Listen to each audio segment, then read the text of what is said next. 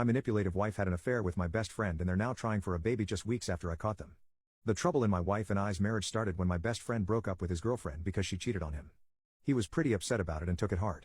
I talked to him, but my wife asked me one day if I cared if she went out for a coffee with him to talk and give him a woman's view. I told her that was fine with me. She and my best friend were also friends.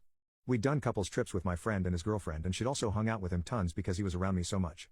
I didn't think anything of it because their relationship never seemed inappropriate. I do remember him saying I was lucky and she was attractive when we first started dating and when I married her, but there were no inappropriate jokes or anything like that. When my wife came back from coffee she seemed a bit off. She was really angry with his ex and said that he deserved better. I remember telling her something like he's young and he'll mend in time, and she seemed very upset by this. She said that he needed time and that whatever girl ended up with him would be very lucky and his ex was a fool to leave him. She was very sparse on details and very vague, but it didn't seem weird to me at that time. It seemed like she was being protective the same way I would be protective of him as my friend. Her behavior started getting stranger after that night. She wasn't doing anything really overt or suspicious, but she was vague about what she was doing. She would say that she's going to see one of her friends or to run an errand. Stuff like that. I'm not a controlling person and she'd never given me a reason to doubt her, so I didn't make an issue out of it. And really at that time I didn't find it so strange. I noticed my friend was being weird too, but I thought it was because of his split and him being depressed. I would invite him to hang out, and he'd turn me down, which was unusual. He never had a reason other than he was busy. I started seeing less and less of him, and when I did see him he was different. I would not say nervous but definitely seemed not to be comfortable. He sent me a message asking me to stop by his house one day. He said we needed to talk about some things and he had to get some stuff off his chest. I drove over there not suspecting anything. I knocked on the door and he came to answer. I tried to make some jokes and light conversation, and he completely ignored me. He asked me to go into the living room and there was my wife sitting on his couch. I don't know if I knew at that moment, but I did feel a sense of dread start to come over me. She started crying almost as soon as I walked in and he jumped right in and told me that there was no easy way to say what he was about to say, but he and my wife were in love and wanted to be together. I stood there completely stunned. I felt like I wasn't even alive for a while. When I started to come back to my senses, they both tried to say how sorry they were and that they both loved me and regretted happening. They told me that this just happened and they never intended for things to turn out like this. They knew they were wrong but it didn't matter because they were in love. They both promised that they had used protection. And that is basically where we are now. Since that day I've gotten more texts from them apologizing and one's from my wife asking if I'm okay and telling me she's here for me and still cares for me, but I mostly ignore them. They aren't as frequent anymore either. She decided to move out of our house. I didn't ask her where she was going, but a friend of mine told me that she moved in with my former friend as soon as she left. That was only a few months ago. She stopped by the house a few days ago to pick up some things. I tried to avoid her, but then she asked me if I had a second. She told me that she and my former friend are trying to get pregnant. She wanted to give me a heads up so that we can deal with it as we go through our divorce. She also wanted to tell me personally because she felt like I deserved to know and hear it from her. It hurt so much to hear how she's already moving on.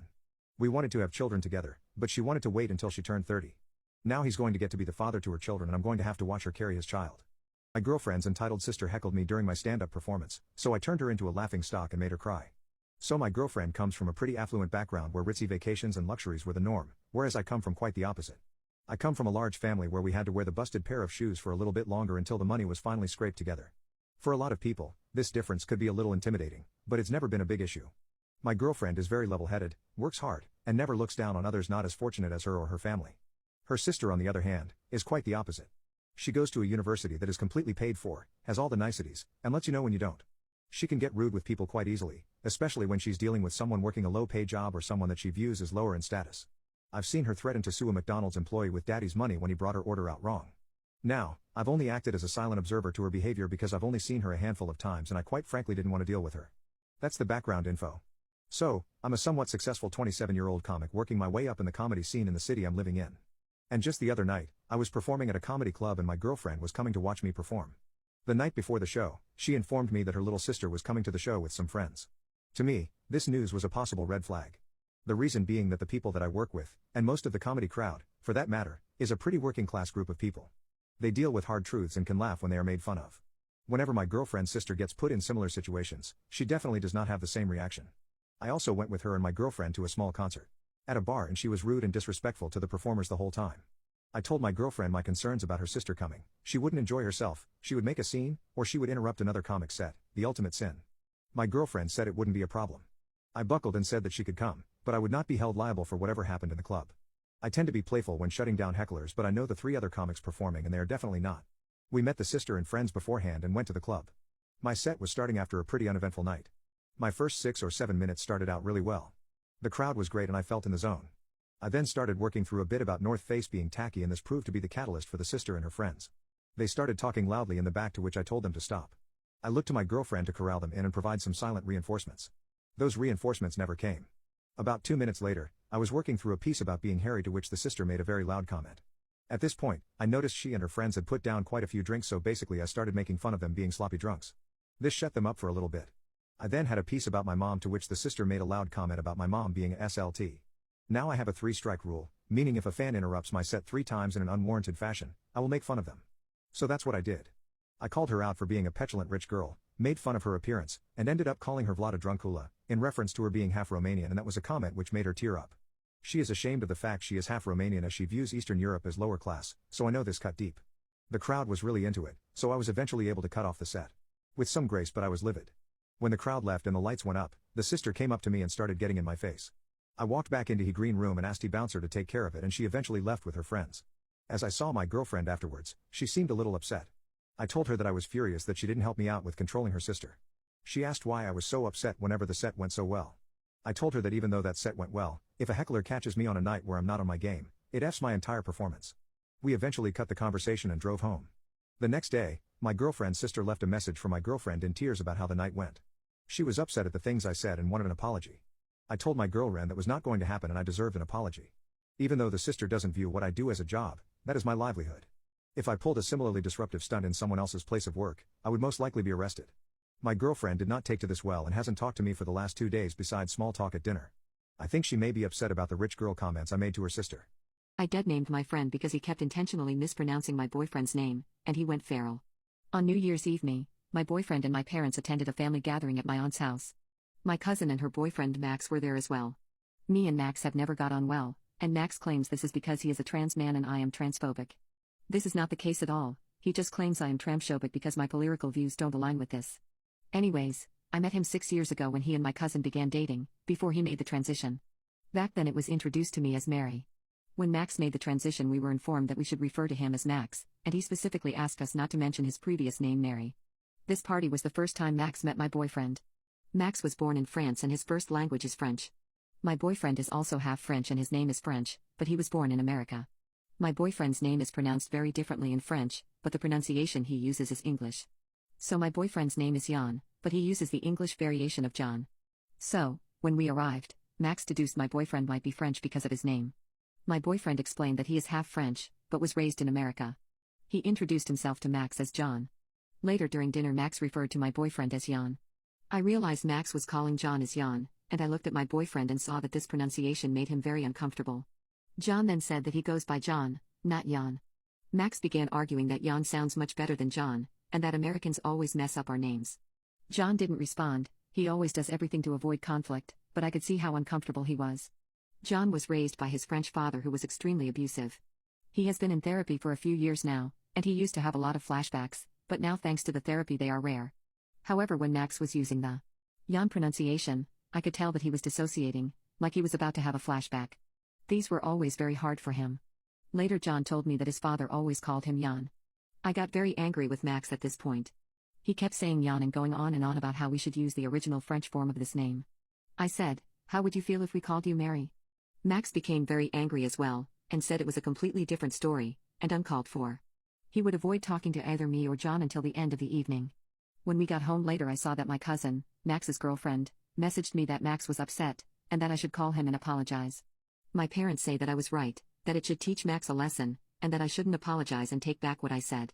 My inconsiderate boyfriend has been using my expensive shampoo behind my back and I'm breaking up with him over it. So my boyfriend has a very bad habit of using my things without asking me and then gaslighting me into believing it's not a big deal if I ever give out to him over it. He does things like eat my dinner leftovers, which I have made very clear I am excited to eat. Then when I get upset about it, he tells me to calm down and stop losing my mind over some food. It's ironic because I did this one time and he absolutely lost it on me. It's not just food either.